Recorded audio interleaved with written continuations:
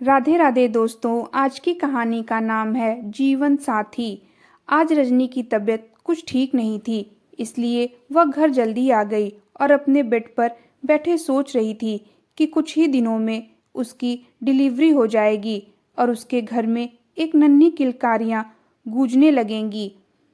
यह सोचकर वह मन ही मन खुश हो रही थी। कुछ ही देर बाद दरवाजे पर घंटी बजी। रजनी उठकर दरवाजे तक गई और दरवाजा खोला तो सामने उसका पति नितेश खड़ा था। वह रजनी को देखते ही बोला, अरे आज तुम पार्लर से जल्दी कैसे आ गई? तो रजनी ने कहा, आज तबीयत कुछ ठीक नहीं लग रही थी, इसलिए मैं जल्दी आ गई। यह कहकर रजनी दरवाजे के पास ही खड़ी रही। उसने सोचा कि उसकी तबीयत के बारे में जानकर नितेश बहुत परेशान होगा और उसे गले लगाकर उसकी तबीयत के बारे में पूछेगा, लेकिन ऐसा कुछ नहीं हुआ। नितेश बिना कुछ पूछे ही हाथ मुंह धोने के लिए बाथरूम में चला गया। तो उदास मन से रजनी किचन की तरफ चली गई। शादी के 5 साल बाद रजनी माँ बनने वाली थी। उसकी खुशी 7वें आसमान पर थी, लेकिन नितेश को उससे कुछ खास मतलब नहीं था। रजनी घर के साथ साथ अकेले ही डॉक्टर के पास जाती, अपने खाने पीने का ख्याल रखती। अगर कभी वह नितेश से कुछ कहती भी तो वह किसी न किसी बहाने से अपनी जिम्मेदारियों से अपना पल्ला झाड़ लेता। वह बड़ी ही बेसब्री से अपनी डिलीवरी का दिन गिन रही थी। उसे ऐसा लगता था कि बच्चे के आ जाने के बाद हो सकता है नितेश को अपनी जिम्मेदारी का एहसास हो। उस नन्ही सी जान के लिए उसके मन में भी प्यार उठे। इसी उम्मीद से वह सारी जिम्मेदारी अपने कंधों पर ढो रही थी। रजनी के पार्लर और नितेश की नौकरी से उसका घर बड़े ही आराम से चल रहा था। उसे कोई भी दिक्कत नहीं होती थी। नितेश भी एक कंपनी में जॉब करता था और उसके नीचे 2-4 लोग भी काम करते थे। उसके ऑफिस में एक पोस्ट खाली थी, जिसके लिए एक मिलनसार और सुंदर व्यक्तित्व की जरूरत थी। एक दिन उसके ऑफिस में एक सुंदर और आकर्षक दिखने वाली लड़की काजल उसके ऑफिस में आई। उसकी आवाज और उसकी सुंदरता के प्रभाव से उसे काम पर रख लिया गया। वह नितेश के अंदर ही काम करती थी, इसलिए उसे काम सिखाने की सारी जिम्मेदारी नितेश की थी। लेकिन काजल उन लड़कियों में से थी जो अपनी योग्यता से ज़्यादा अपनी सुंदरता पर विश्वास रखती थीं और उसे पता था कि किस तरह से अपनी अदाओं के जाल से सब कुछ हासिल किया जा सकता है। छोटे शहर से आई काजल कामयाबी की सीढ़ियां छूना चाहती थी। कुछ ही दिनों में वह समझ गई थी कि नितेश उसकी खूबसूरती पर फिदा हो गया है। फिर वह इस बात का भरपूर फायदा उठाने लगी और काजल का जादू नितेश के ऊपर ऐसा चला कि वह उसके ऊपर कुछ ज़्यादा ही मेहरबान हो गया। काजल बेवजह ऑफिस के कामों को टालकर घूमने निकल जाती और उसके पीछे उसका सारा काम नितेश दूसरे लोगों से करवाता। उसे तो सिर्फ पैसों से मतलब था, जो उसे उसकी नौकरी से आराम से मिल जाते थे। कम से उसे नहीं कोई था मतलब नीतीश के सीनियर होने की वजह से उसके अंडर में काम करने वाले सारे लोग काजल की हरकतों को नज़रअंदाज करते। अपनी सुंदरता के जादू से काजल नितेश को पूरी तरीके से अपने काबू में कर चुकी थी। ऑफिस के बाद वह अक्सर घूमने निकल जाते। नितेश और काजल के बीच नज़दीकियां बढ़ रही थीं। उसे खुश करने के लिए नितेश अक्सर उसे महंगे महंगे गिफ्ट दिया करता था। वह उसे अक्सर लंच और डिनर पर ले जाता। नितेश का मकसद अब काजल को पूरी तरीके से हासिल करने का था, इसलिए तो नितेश भौरों की तरह काजल के आसपास मंडराता रहता। पहले तो नितेश घर जल्दी आ जाता था और रजनी और नितेश साथ मिलकर खाना खाते थे, लेकिन अब वह रात को देर से घर आता। उसे के रंग और ढंग बदलने लगे थे। वह ऑफिस भी बहुत सज धज कर जाता था। उधर रजनी इन सब बातों से बेखबर अपने नन्हे मेहमान के आने के सपने में डूबी रहती। एक दिन रजनी नितेश के कपड़े धोने के लिए निकाल रही थी तो उसे उसकी जेब में मूवी के 2 टिकट मिले। तो रजनी ने थोड़ी हैरानी हुई, क्योंकि नितेश फिल्मों का शौकीन नहीं था। कभी अगर कोई अच्छी फिल्म लगी होती तो रजनी उसे जबरदस्ती लेकर जाती। उसने जब यह बात नीतीश से पूछी तो नीतीश ने थोड़ा सहम गया और फिर अपने आप को सहेजते हुए बोला, एक दोस्त जबरदस्ती लेकर चला गया था, इसलिए जाना पड़ा। बात आई गई हो गई। कुछ दिनों बाद रजनी को नीतीश के पास से सोनार की दुकान की एक रसीद मिली। रजनी को कुछ शंका हुई तो नीतीश के घर आते ही उसने उसके ऊपर सवालों की बौछार कर दी।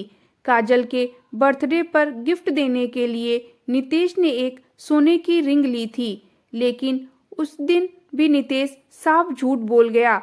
उसने अपने बच्चे का वास्ता देते हुए कहा, उसकी एक दोस्त ने अपनी बीवी को सरप्राइज देने के लिए यह रसीद उसके पास रखवाई है। भोली भाली रजनी ने नीतीश की बातों पर यकीन कर लिया। कुछ ही दिनों बाद रजनी की डिलीवरी का समय नजदीक आने वाला था, इसलिए वह अपने मायके चली गई। अपनी मां के घर जाने के कुछ ही दिनों बाद रजनी ने एक बेटे को जन्म दिया। उसकी खुशी का कोई ठिकाना ही नहीं था। कुछ दिनों के लिए नीतीश रजनी और अपने बच्चे के पास गया, लेकिन फिर ऑफिस का बहाना कर कर वह 2-4 दिन में ही वापस लौट आया। रजनी ने रहने पर आजाद पंछी था। अब तो उसकी और काजल की प्रेम लीला प्रवान चढ़ रही थी। नीतीश के ऑफिस में भी लोग तरह तरह की बातें करने लगे, लेकिन इससे नीतीश को कोई फर्क नहीं पड़ता। कुछ महीने बाद रजनी अपने घर आना चाहती थी, लेकिन कुछ दिन और आराम कर लो यह कहकर नीतीश ने उसे अपने मायके में कुछ और दिन रहने को कहा। नीतीश की बात मानकर रजनी कुछ और दिन अपने माँ के यहाँ रुकी। धीरे धीरे 5 महीने गुजर गए, लेकिन नीतीश रजनी को लेने नहीं आया। तो एक दिन रजनी बिना बताए ही अपने घर आ गई। उसने जैसे ही दरवाजे की घंटी बजाई तो अंदर से किसी ने दरवाजा नहीं खोला। संडे का दिन था तो रजनी सोच रही थी कि आज तो नीतीश घर पर ही होगा। दरवाजे पर ताला भी नहीं लगा है, फिर वह दरवाजा खोलने में इतनी देर क्यों कर रहा है। कंधे पर बैग टांगे और एक हाथ में बच्चा लिए रजनी सोच रही थी, तभी खटाक से दरवाजा खुला तो सामने एक अनजान लड़की को देखकर रजनी हैरान हो गई। वह उसे कुछ बोल पाती इससे पहले ही काजल जल्दी से अंदर चली गई। रजनी को इस तरह अचानक अपने घर में देखकर नीतीश की हक्की पिक्की ही गुल हो गई। उसके माथे पर पसीना आने लगा। गुस्से में रजनी ने पूछा, कौन है और यह यहाँ क्या कर रही है। अपने दिमाग के घोड़े को दौड़ाते हुए नीतीश ने एक नई कहानी सुनाई कि किस तरह काजल इस शहर में नई आई है और उसे कोई ढंग की जगह रहने के लिए नहीं मिली, इसलिए इंसानियत के नाते मैंने उसे अपने घर में रख लिया। रजनी ने कहा, तो तुमने यह बात मुझे पहले क्यों नहीं बताई कि यह हमारे साथ रह सकती है या नहीं। तब नीतीश ने कहा, यह आज ही तो आई है और मैं तुम्हें बताने ही वाला था कि तुमने अचानक से यहाँ आकर मुझे चौंका दिया। और देखो ना, मुझे तुम्हारी और मुन्ने की कितनी याद आ रही थी। यह कहकर नीतीश ने अपने बेटे को सीने से लगा लिया।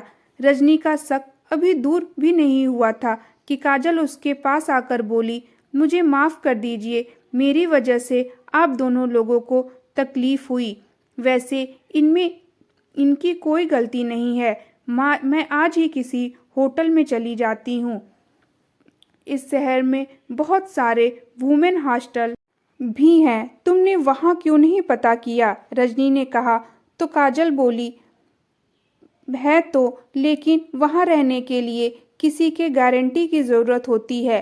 अकेली लड़की जानकर रजनी के दिल में काजल के लिए थोड़ी हमदर्दी हो गई, क्योंकि वह काजल और नीतीश की तरह चालाक नहीं थी। उसने काजल को अपने गेस्ट रूम में रहने की इजाज़त दे दी। कुछ दिनों बाद रजनी उसे घर की मालकिन थी, लेकिन काजल भी उसे घर पर अपना हक जताना चाहती थी। ऑफिस में भी काजल को हवस भरी नज़रों से देखते। समाज में एक पत्नी की हैसियत और हक क्या होता है, अब धीरे धीरे उसे यह समझ आने लगा था। नीतीश और रजनी के साथ रहते रहते उसे इस बात का अंदाज़ा हो गया था कि उसे घर में जो जगह रजनी की थी अब वह काजल लेना चाहती थी। उसे लगने लगा कि नितेश कब तक उसके साथ खेलता रहेगा, कभी न कभी तो उसका मन इस खिलौने से भर जाएगा। नितेश के पास पैसा और ओहदा दोनों ही था। अब काजल को अपने फ्यूचर की चिंता होने लगी थी। अब धीरे धीरे नितेश रजनी से तलाक लेने के लिए दबाव डालने लगी, लेकिन नितेश शादी के पचड़े में नहीं पड़ना चाहता था। उसने कई तरीके से काजल को समझाने की कोशिश की, लेकिन वह जिद पर अड़ गई। एक दिन रजनी कमरे में सो रही थी, तो रात में जब उसकी नींद खुली तो उसने देखा कि नितेश कमरे में नहीं है। बाहर से आवाज़ आ रही थी। वह उठकर गई तो आवाज़ काजल के कमरे से आ रही थी। कमरा ठीक से बंद नहीं था। जब वह वहां पहुंची तो उसने देखा कि नितेश और काजल एक साथ बैठकर मूवी देख रहे हैं। वह वहीं पर खड़े सन्न रह गई और जिन कदमों से गई थी उन्हीं कदमों से वापस आ गई। उसकी आंखों से आंसू बह रहे थे। वह यकीन नहीं कर पा रही थी कि उसके साथ बड़ा विश्वासघात हुआ है। रजनी के दिल में नफरत का ज्वार भाटा उछाल मार रहा था। उसके आंसू पोंछने वाला भी कोई नहीं था। उसने सोचा कि वह अभी जाकर उन दोनों को जलील करे और यह घर छोड़कर चली जाए, लेकिन फिर उसने अपने मन को शांत किया और कहा कि वह अपना घर छोड़कर क्यों जाए। घर छोड़कर तो वह जाएगी जिसने उसके पति को उससे छीन लिया है। अगली सुबह जब काजल ऑफिस के लिए तैयार होकर निकलने लगी तो रजनी ने उसका रास्ता रोका और कहा कि अब तुम यहाँ नहीं रह सकती, तुम अपना सामान उठाओ जाओ। और वो यहाँ से कहीं नहीं जाएगी। बीच में नितेश ने बोला। नितेश का सह पाकर काजल नितेश के बगल में जाकर खड़ी हो गई। मैं सब जानती हूँ कि तुम उसे यहाँ से क्यों नहीं जाने देना चाहते। चलो अच्छा है अगर तुमने पहले से ही सब कुछ जान चुकी हो। काजल की ढिठाई देखकर रजनी से रहा नहीं गया। उसने गुस्से से काजल का हाथ पकड़कर उसे धकेल दिया। तभी एक जोरदार थप्पड़ रजनी के गाल पर आकर पड़ा। वह दंग रह गई कि एक दूसरी औरत के लिए नितेश ने उसके ऊपर हाथ उठाया। उसने इस बात की उम्मीद नहीं थी। मैं सब समझती हूँ, तुम इसे यहाँ क्यों रखना चाहते हो। यह हमारे बीच आ रही है नितेश। यह हमारे बीच नहीं बल्कि तुम हम दोनों के बीच आ रही हो। मर्यादा की सारी हदें तोड़ते हुए नितेश ने कहा, मैं काजल से शादी करने वाला हूँ और यह मेरा अंतिम फैसला है। रजनी अवाक रह गई। उसे समझ में आ चुका था कि नितेश अपने होशो हवास में नहीं है। तुम अपने होश में नहीं हो नितेश। मैं तुम्हारी पत्नी हूँ और यह हम दोनों के बीच आ रही है। मैं अब तुम्हारे साथ नहीं रहना चाहता और यही मेरा अंतिम फैसला है। नितेश ने बिना किसी लाव लपेट के रजनी से यह बात कही तो वह अपने ही घर में अपराधी की तरह खड़ी महसूस कर रही थी। जिस आदमी के साथ ब्याह कर वह इस घर में आई थी, जब वही आदमी उसका नहीं रहा तो इस घर में उसका क्या हक है। उसकी बसी बसाई गृहस्थी उजड़ चुकी थी। वह अगले ही पल अपने मायके चली गई। कुछ दिनों बाद नितेश ने उसे तलाक के पेपर भेज दिए। तलाक के कागज देखकर रजनी की माँ और भाई उसे सबक सिखाना चाहते थे कि उसने रंजनी की जिंदगी क्यों बर्बाद की। लेकिन रजनी के बहुत समझाने पर उसके माँ और भाई शांत हो गए और रजनी ने तलाक के पेपर पर साइन कर दिया। जिस रिश्ते की मौत हो चुकी थी उसे उसने कफन पहना दिया। कुछ दिनों बाद अपने दर्द से लड़ती हुई रजनी अपने आप में वापस आ गई, लेकिन वह अपने घर वालों पर बोझ नहीं बनना चाहती थी। इसलिए उसने नौकरी करने का फैसला किया और अपने नन्ही सी जान को अपनी माँ के पास छोड़कर वह फिर से उस शहर में वापस आई जिसने उससे उसका सब कुछ छीन लिया था। नितेश से तलाक के बाद रजनी को जो पैसे मिले थे और कुछ अपनी जमा पूंजी के साथ वह एक सैलून खोलना चाहती थी। वह उसका सपना था क्योंकि पार्लर में उसका हाथ बहुत अच्छा था। इसलिए वह एक जगह की तलाश में थी। जगह खोजने के लिए वह एक प्रॉपर्टी डीलर रमेश से मिली।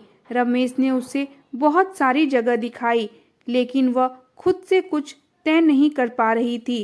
तो इससे रमेश ने उसकी मदद की और एक रईसी इलाके में उसे एक जगह दिलवा दी। यह जगह रमेश के ऑफिस के बगल में ही थी। अब तो अक्सर ही रजनी और रमेश की मुलाकात होती रहती। रमेश ने उसने अपना कमीशन भी नहीं लिया था। धीरे धीरे यह मुलाकात दोस्ती में बदल गई।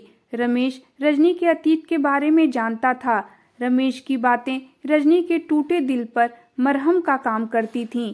एक दिन रजनी ने उससे पूछा कि रमेश, क्या इस रिश्ते का कोई भविष्य भी है? तो रमेश चुप हो गया। रजनी खुद से कोई फैसला नहीं कर पा रही थी। एक दिन रजनी रमेश के साथ बाइक पर कहीं जा रही थी तो नितेश ने देखा। भले ही रजनी उसकी पत्नी नहीं थी, लेकिन किसी गैर मर्द के साथ देखकर नितेश आग बबूला हो गया। वह उत्तेजित होने लगा। उसे रजनी के साथ बीते वक्त याद आने लगे। उसने भले ही काजल से शादी कर ली थी, लेकिन वह सिर्फ उसकी प्रेमिका थी। इश्क का भूत उसके सर से उतर चुका था। घर गृहस्थी के मामले में काजल एकदम फूहड़ थी और उसे फिजूल खर्चे की वजह से नितेश परेशान हो चुका था। वह जब भी उसे कुछ कहने को सोचता तो काजल उसे तलाक और पुलिस की धमकी देती। वह इस रिश्ते से परेशान हो चुका था। एक दिन रजनी के घर का पता जानकर वह उससे मिलने उसके घर पहुंचा। इतने सालों बाद अचानक नितेश को अपने सामने देखकर रजनी अवाक रह गई। तुम यहाँ क्यों आए हो? क्या काम है? कुछ सोचते हुए नितेश ने कहा, मैं अपने बेटे से मिलने आया हूँ। तुमने तो मुझे मेरे बेटे से अलग कर दिया। आज अचानक से तुम्हें अपने बेटे की याद कैसे आ गई? तुम्हें क्या लगता है कि मैं उससे प्यार नहीं करता? वह तुम्हारे साथ साथ मेरा भी बेटा है। मुझे उससे मिलने का पूरा हक है। बेशक उससे मिलने का तुम्हें हक है, लेकिन वह तुम्हारा नहीं, मेरा बेटा है। रजनी, मुझसे बहुत बड़ी गलती हो गई, मुझे माफ कर दो। अचानक नितेश के तेवर ठंडे पड़ गए और उसने रजनी का हाथ पकड़ लिया तो एक जोरदार तमाचा उसके गाल पर आकर पड़ा। उसे ऐसी खातिरदारी की उम्मीद नहीं थी। तुम दोबारा मुझे छूने की कोशिश मत करना। मैं तुम्हारी पत्नी नहीं हूँ और एक गैर मर्द मुझे छुए यह मुझे बिल्कुल बर्दाश्त नहीं। यह सुनते ही एक बड़ी भद्दी सी गाली देते हुए नितेश ने कहा, बड़ी सती सावित्री बनती हो और के साथ गुलछर्रे उड़ाते हुए तुम्हें शर्म नहीं आती? तुमसे इस थप्पड़ का बदला लेकर रहूंगा। तुम्हें पूरे समाज में बदनाम नहीं कर दिया, मैं तुम्हें छोड़ूंगा नहीं। चुपचाप चले जाओ यहाँ से और दोबारा यहाँ आने की कोशिश मत करना।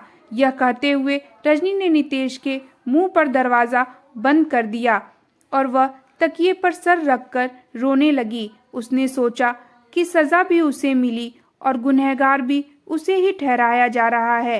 यह सोचते हुए उसे रमेश की याद आई। वह नितेश को अच्छे तरीके से जानती थी। उसे बदनाम करने के लिए किसी भी हद तक जा सकता था। उसने अपना पर्स उठाया और वह रमेश से मिलने उसके ऑफिस पहुंच गई। जब वहां पहुंची तो देखा वहां पर ताला बंद था। उसने रमेश को बहुत फ़ोन किया, लेकिन उसने फ़ोन नहीं उठाया। तभी उसे याद आया कि पहली मुलाकात में उसने अपना विजिटिंग कार्ड उसे दिया था। उस पे उसके घर का एड्रेस था। रजनी तुरंत उसके घर पहुंची। दरवाज़ा खटखटाया तो एक आंटी ने दरवाज़ा खोला। आंटी, रमेश है क्या?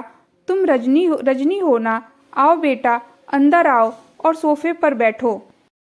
यह कहकर वह आंटी तुरंत किचन की तरफ चली गई। रजनी को बड़ा अजीब लगा। वह सर झुकाए पूरे घर को देख रही थी। तभी वह पानी लेकर आई और बोली, बहू, पानी पी लो। उनकी बात सुनकर रजनी ने कहा, आंटी, क्या रमेश ने आपको सब कुछ बता दिया है? हाँ बेटा, कल रात में ही रमेश ने मुझे तुम्हारे बारे में बताया। मुझे तुम्हारे तलाकशुदा होने से कोई परेशानी नहीं है और ना ही तुम्हारे बेटे से। बेटा, 30 साल पहले मैं भी इसी दर्द से गुजर चुकी हूँ, लेकिन मैंने दूसरी शादी नहीं की। लेकिन अब मुझे लगता है कि रमेश के सर पर बाप का साया होना जरूरी था। तभी बेडरूम में से रमेश ने निकलते हुए पूछा, तब बताइए मैडम, कब फिक्स करूं शादी की डेट। रमेश की बात सुनकर रजनी का चेहरा शर्म से लाल हो गया और कुछ ही दिनों बाद रमेश और रजनी की शादी हो गई और रजनी ने फिर से अपने नए जीवन साथी के साथ अपनी गृहस्थी बसा ली। दोस्तों, आपको यह कहानी कैसी लगी हमें कमेंट बॉक्स में ज़रूर बताएं और हमारे चैनल को सब्सक्राइब, लाइक और शेयर करें। Thank you.